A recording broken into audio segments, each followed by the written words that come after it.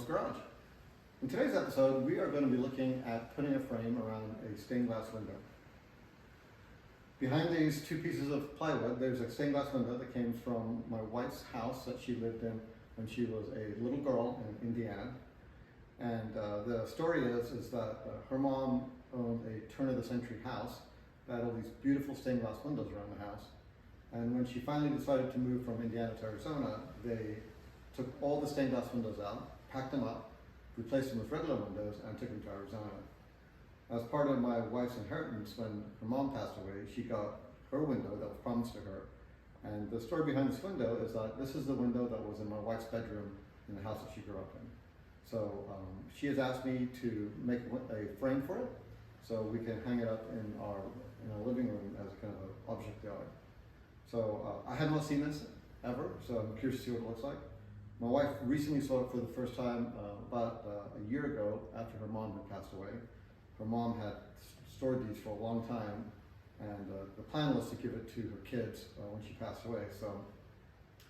So I'm excited to see what's inside and check it out and see what kind of a cool frame we can come up with. So let's get going. First step, we'll take this cover off and expose the window. Awesome.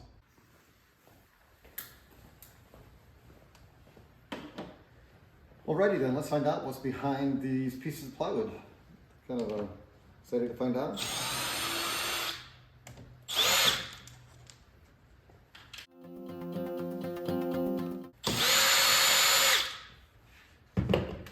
So let's see if this will come up by itself or not. Looks like it might take a little bit of cajoling. And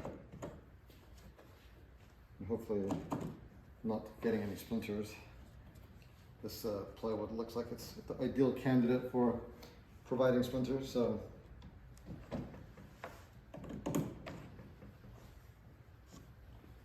I think a little leverage might help. So let me go get something to pull this open. So I'll be right back. Alrighty then, let me try with a screwdriver. I don't necessarily want to knock these screws out with a hammer because I definitely don't want to break the glass that's inside. I suspect my wife would have a hard time forgiving me if I did that. So I'm just going to use this to pry it and see how it works. My brother-in-law, actually, when my mother-in-law passed away, repackaged all these. So I'm not sure, because these were sitting in my mother-in-law's attic for a long time.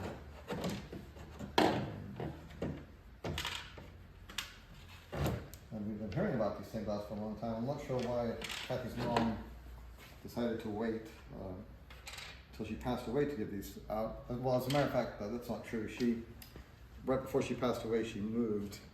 And as part of the move, she moved to a smaller place and no longer could keep these. And that's when we kind of got these ahead of time. So again, I'm kind of excited to see what's behind this plywood. It'll be interesting to see what kind of design we can come up with to kind of show this off at our house. So a couple more screws, and we'll be in a position to lift this up and do the big reveal.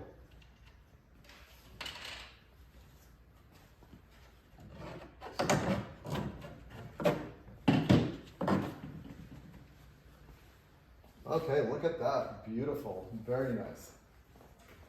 A little dusty.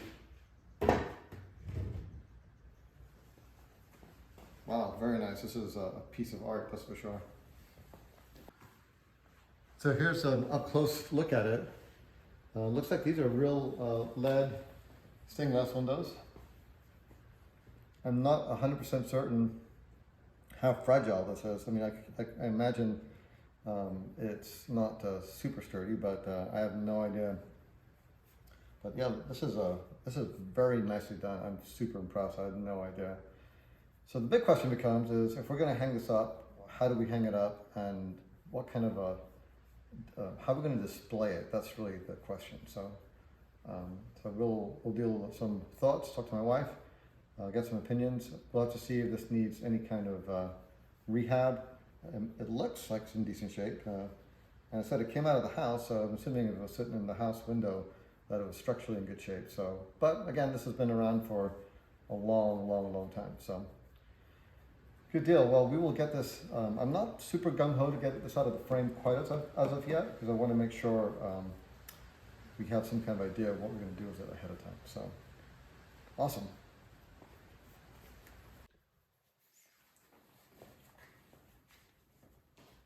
Before we go ahead and cut any wood, the old adage is measure twice, cut once, and we're definitely going to do that. What I've done is I have put a protractor here in the approximate center of the semicircle here. We know that an octagon is, each of the lines is separated by 45 degrees. So what I'm going to do is I have a handy dandy engineering scale here that actually has one part that actually measures decimal inches. Just make life easy. We don't really need it, but it'll come in handy right now. And so I'm going to start off by putting this on the 45 degree and marking it at the 12-inch mark. And this is literally just a rough, so there's one. We're going to go to the 90 degrees, mark it at the 12-inch mark, which is basically right here. We go another one at the 45 on this side. It's basically around here somewhere. And then we know for a fact the other ones are going to be here. So if we look at this, here is one, that's about 9.3,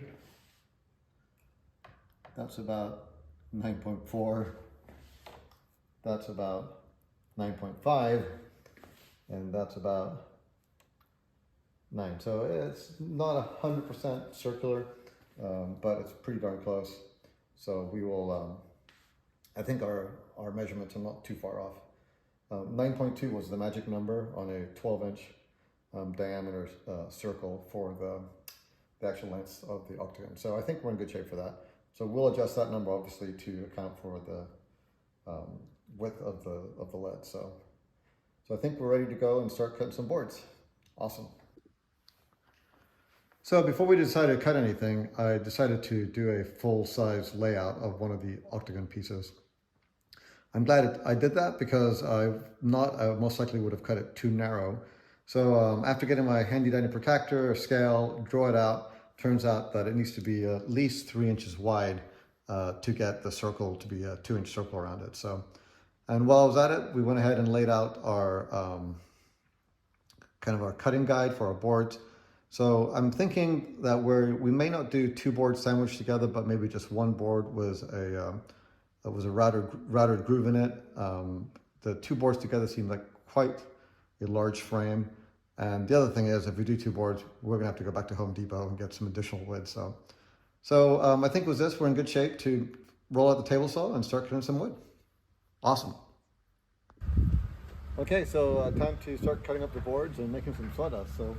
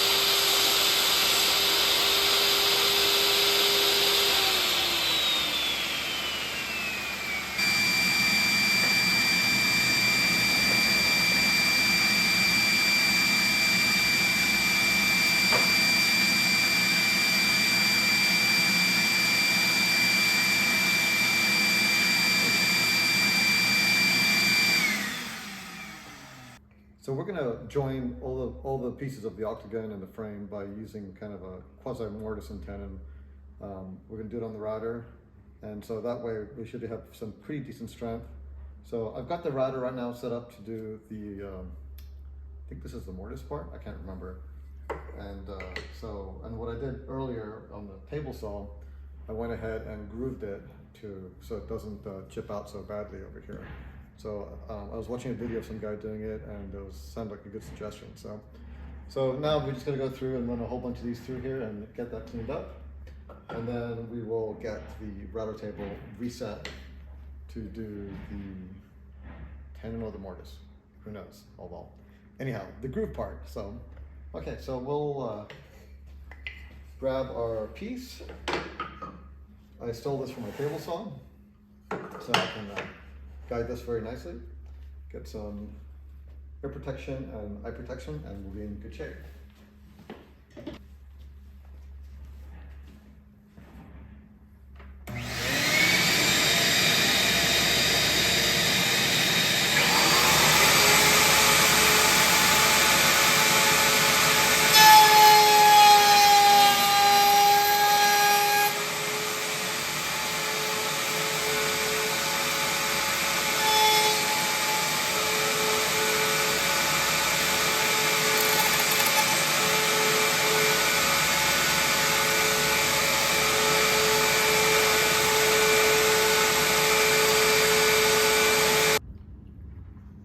So first part's done. Turned out okay. We got a little bit of a split here, which is a little disappointing, but I don't think it'll be that big of a deal.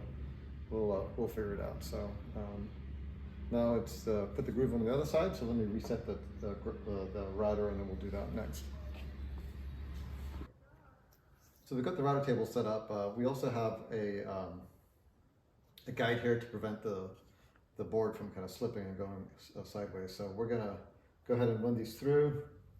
I'm not sure which best way to go. Normally you want to go with the grain, but there's really no grain on here. So we'll give it our best shot and see how it goes.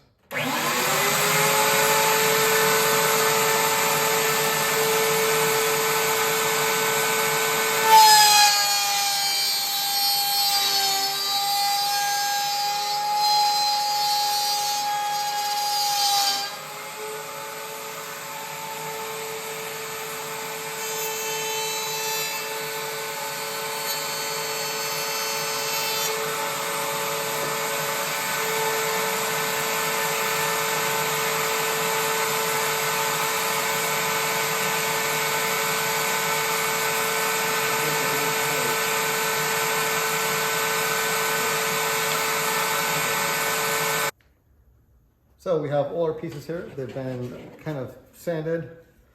I did a little bit of a pre-fit to make sure everything was going to work.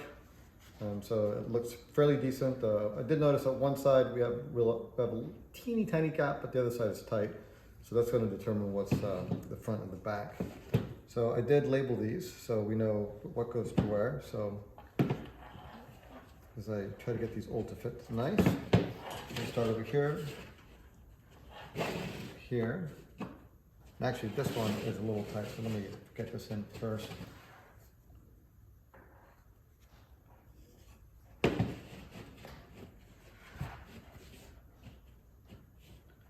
voila, here we have our octagon. I also, just for funsies, wanted to make sure that this was actually going to be perpendicular, so I grabbed a straight edge and kind of lined these two sections up. And the good news is that, especially once these are actually all in the way they're supposed to, it is pretty well level across. So some definitely success in that department. So we won't have any, oops, put that back real quick. So we won't have hopefully any craziness when we do the rest of the frame. So next step, we're going to glue these up together, and once the glue has dried, we'll go ahead and grab the router and do the fun part of making an octagon into a circle. Good deal. I've gone ahead and glued a couple of pieces together. Unfortunately, since I'm not doing a full circle, it's pretty hard to get any kind of a strap wrench to work to draw it together.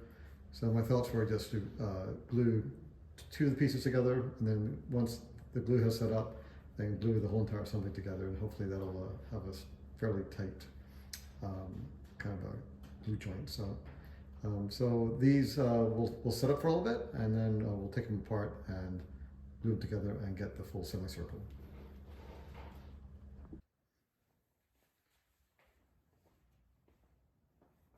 So we're finally ready on this to start getting the circle put in. So I actually got this kind of router circle edge guide when I bought a router off a friend of mine, and unfortunately it was missing this piece right here, which allows it to kind of spin on a pin to allow you to do the circle. The good news is I was able to go online and actually just order this piece and this piece right here that allows you to attach it to the guide and spin it around a circle. So, so first things first, what I need to do is I need to secure this piece to this wood so it doesn't move. This is actually the plywood that the stained glass window came in, so I'm just going to use this. I doubled it up, so I have some decent thickness. I'm going to use these wedges that are basically, that came off from cutting the octagon piece. I'm going to use that to act as a brace. So I've already drilled some holes in it. And then after we got that done, the next trick will be to find the center of this. So we'll just put this in with some drywall screws. And I'm thinking we'll just need to kind of just get it to where it's just not going to move on me. So.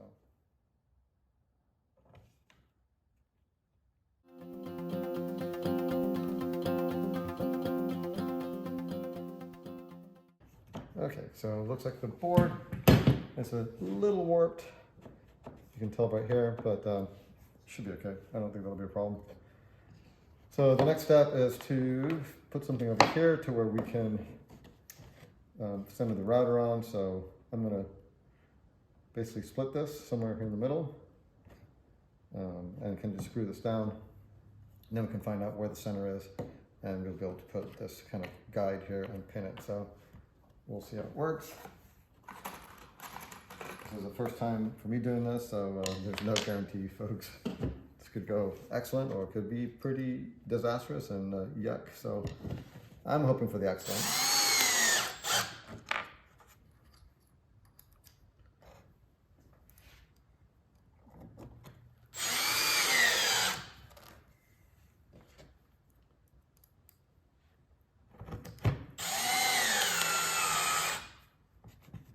And maybe this will actually straighten up this board a little bit. Who knows? The last one here. That could be a possibility. So in theory, this thing is nice and solid. It's not going to move around. So our next trick is going to be to figure out exactly where the center of this is at. So we'll get a straight edge, kind of mark it, and then we'll go ahead and get this set up, and this basically will be nailed on into here, and then we'll get the guide set up here. So let me get that sorted, and we'll continue. Awesome. Great. So I've got the straight edge here. I also decided to move these three pieces when the radius of the router is going to hit these points here, because this is where the circle's going to come, intersect, come, intersect, come, intersect. So I figured having these pieces right at the intersect point was not going to be a good plan. So I just went ahead and moved them quickly to the middle, so to avoid that kind of a problem. So based on this, then we get our straight edge put on here, and somewhere here in the middle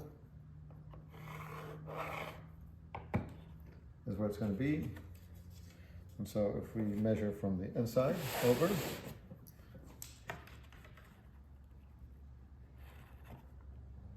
we are right at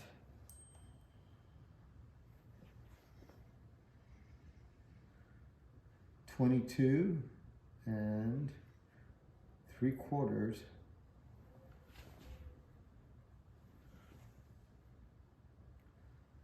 So half of that would be 11 3/8.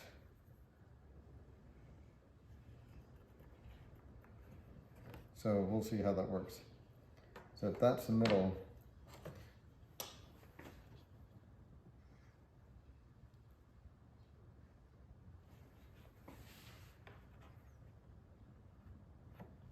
eleven 3/8,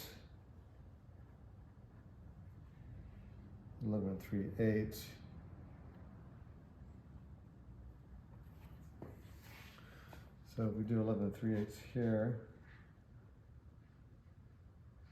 yeah, that is interesting. It actually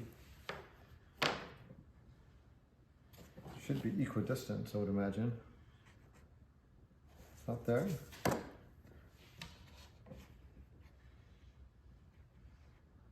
So everywhere else it's 11 1/8, but for some reason it's 11 3/8 of these pieces out here.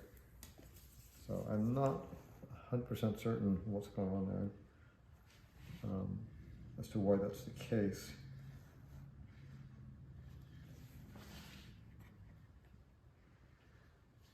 That's a bit of a mystery. So, well, there's definitely not much I can do about it now, that's for sure. Let me just one more time just double check that my line is lining up.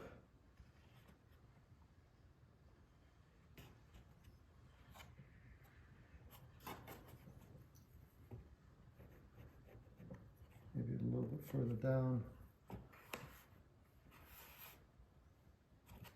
Okay, well, we'll see how it turns out. So it sounds like really I need to make so if you do the router 11 3/8, what's going to happen here?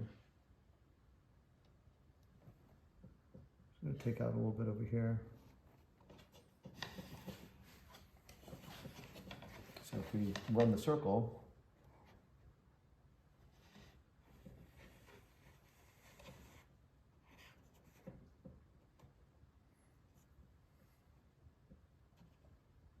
it's 11 1/8, okay. Well, it is what it is at this point in time, so we'll see how it works. So, so really, first things I got to do is just go ahead and get this guide here, so we can then get the actual cutter set up. So, okay, well, let's find me a hammer, put this in, and we'll get this thing set up. Awesome.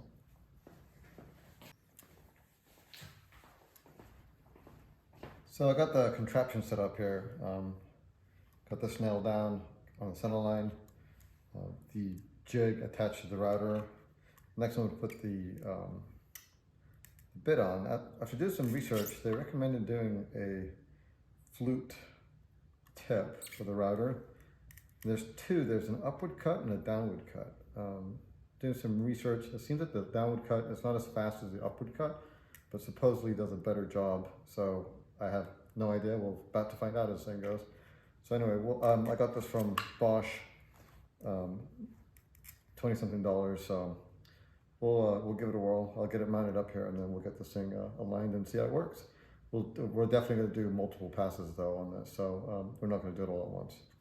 So I'm sure it's going to make a lot of sawdust, but hey, sounds like a lot of fun. Good deal. Awesome. Okay, so we're going to go ahead and give this a quick pass at a very shallow depth, see what happens. I got it all set up. I decided to take it outside. I'm sure this is going to make a massive mess. So time to get it plugged in, turn it on, and see the results. It'll be interesting. I have no idea. Plug it in real quick. And I believe we'll want to have this cord on the outside so we don't fight it coming in. So we'll try that. So I think it's adjusted good. Looks about right. Everything's tight. I'll turn it on.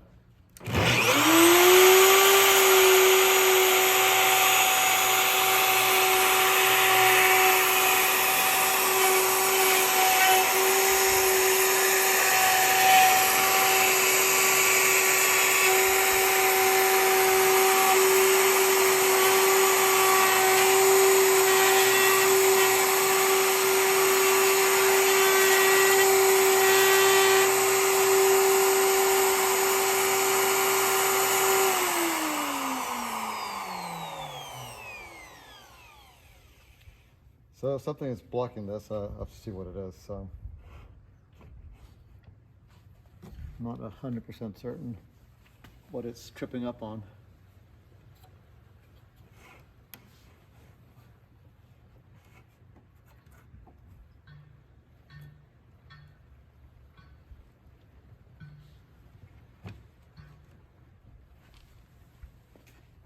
Okay,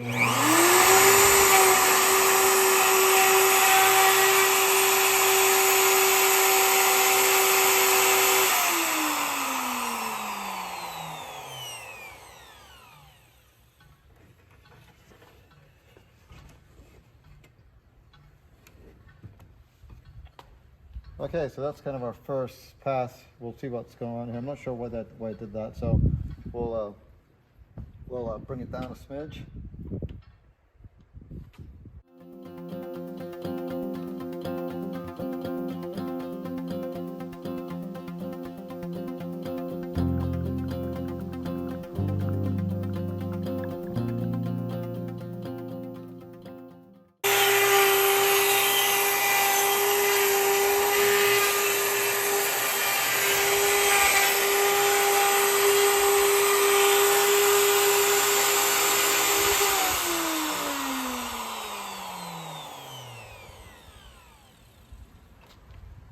Okay, so let's see what it looks like. Nice round pieces. And looks like a circle to me.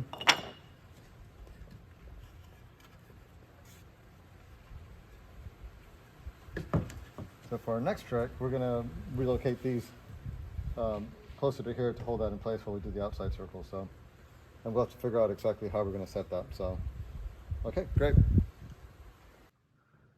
Okay, so I went ahead and just marked where the other portions of the frame are going to go so we can get the right exact dimension when we do this last cut. So it looks like there's going to be plenty of room after looking at it. There's no place really where we don't have some good overlap.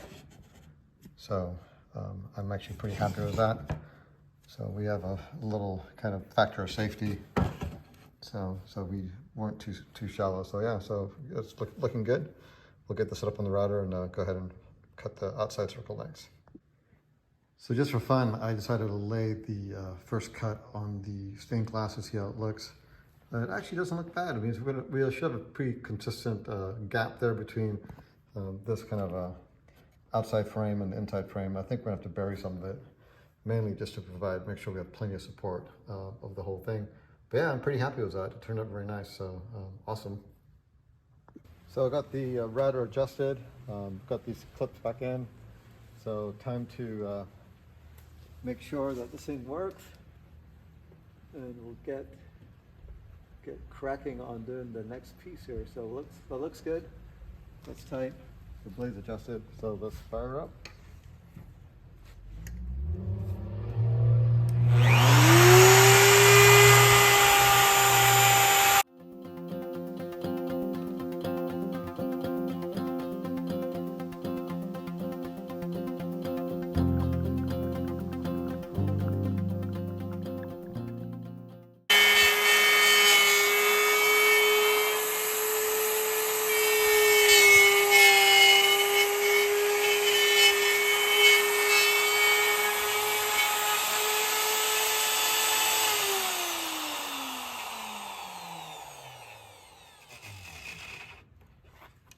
Okay. Did you get it all? I did. And voila, we have ourselves a circle. Look at that. That is awesome. Good deal. Well, let's go check it out and see how it looks. And that looks good to me. That turned out very nice. I'm super impressed that it looks really good. Looks like it's about the right size. So good deal. Well, really next steps then is going to be to go ahead and put the mortise and tenons on the side pieces and get the rest of the frame built. I also am waiting on a router bit that will do a slot that basically this will actually fit into. So we'll see how that goes. But yeah, that was really cool. I'm actually pretty impressed. Awesome. This concludes part 1 of this video. Thanks for watching, and please check out part 2 where I complete the frame, apply finish to the project, and finally get it hung up in our living room. I hope you enjoyed watching this video as much as I have working on this project. See you in part 2. If you like this video, hit subscribe and give us a big like down below. Thanks for watching.